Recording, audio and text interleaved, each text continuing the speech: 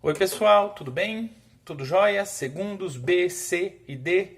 Então nós vamos começar hoje a trabalhar uma parte da célula extremamente importante. Nós já vimos algumas partes, né? Só para lembrar vocês, nós vimos aqui, vocês estão vendo, né? Nós vimos o citoplasma, nós vimos a membrana e hoje nós vamos começar a ver o núcleo celular. Ou seja, o núcleo é uma parte extremamente importante da célula.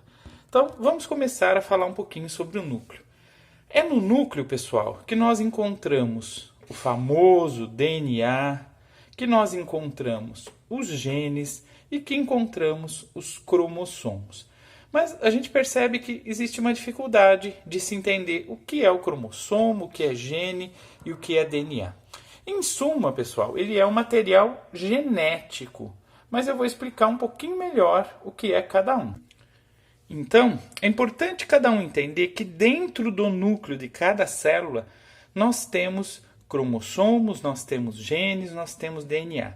Importante, pessoal, de cada célula. Vamos tomar como base nós, seres humanos. Então, olhem aqui.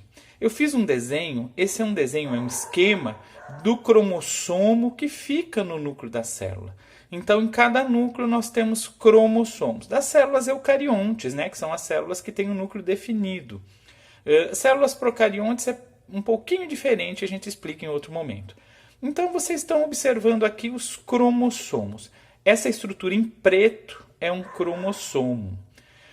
Ao longo dos cromossomos, a gente encontra os genes. Então, a gente tem vários genes, né? Centenas de genes em cada cromossomo. E a estrutura química disso daqui é o DNA. Então, a gente pode dizer, de uma forma resumida, cromossomos, genes e DNA, eles estão imbricados um ao outro, eles estão ligados um ao outro. E o que eles fazem, vocês podem perguntar? Eles são os responsáveis pela função da célula. Eles são a genética nossa. Então, todos os seres vivos têm a genética nos cromossomos, nos genes e do DNA. Todo mundo fala hoje em dia do DNA, né? Dos cromossomos um pouco menos, dos genes, mas todos são importantes para as funções celulares. Então, a gente vai entender um pouquinho mais dessa estrutura. Então, vocês estão vendo aí, pessoal? Um cromossomo. Eu coloquei em vermelhinho como se fosse um do pai e um da mãe. Até para vocês entenderem um pouco melhor.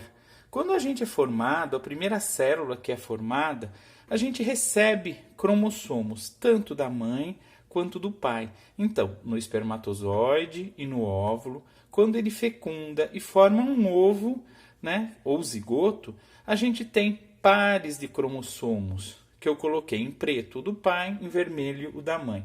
E nós temos nesses cromossomos os genes. Resumidamente, eles são responsáveis pelas características genéticas. Então, vocês estão observando aqui, por exemplo, cor dos olhos, tem o gene do pai e o gene da mãe. Cor do cabelo, tipo de pele, todas as características que nós nascemos com elas vêm dos genes, elas vêm dos cromossomos, dessas combinações. Vocês já devem ter estudado algum dia aquelas letrinhas, azão, azão, azão, azinho, e vão estudar mais ainda, que é a representação dos genes, que tem o dominante e o recessivo. Por isso que muitos são parecidos com o pai ou com a mãe, ou não são com nenhum dos dois, porque são com os avós, porque nós temos genes que são determinados nos cromossomos e que vocês estão vendo aqui. Então é importante entender essa estrutura genética para entender um pouco do núcleo celular, porque a genética, ou seja, a hereditariedade que estuda tudo isso que eu estou falando, faz parte do que nós estamos vendo, tá bom? E para concluir essa primeira parte, pessoal, é legal a gente saber que o ser humano, né, nós, temos em cada célula 46 cromossomos, 23 que vieram do pai e 23 que vieram da mãe.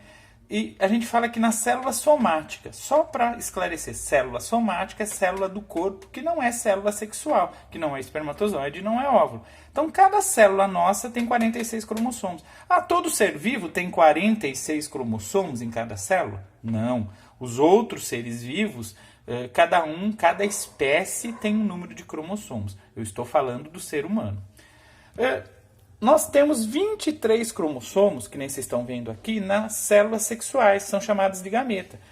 Pela lógica, a gente já entende, né? Uma breve conta aí, 23 cromossomos do espermatozoide com 23 cromossomos do óvulo vão dar 46 cromossomos, que é o que forma o indivíduo, que forma o zigoto, tá bom?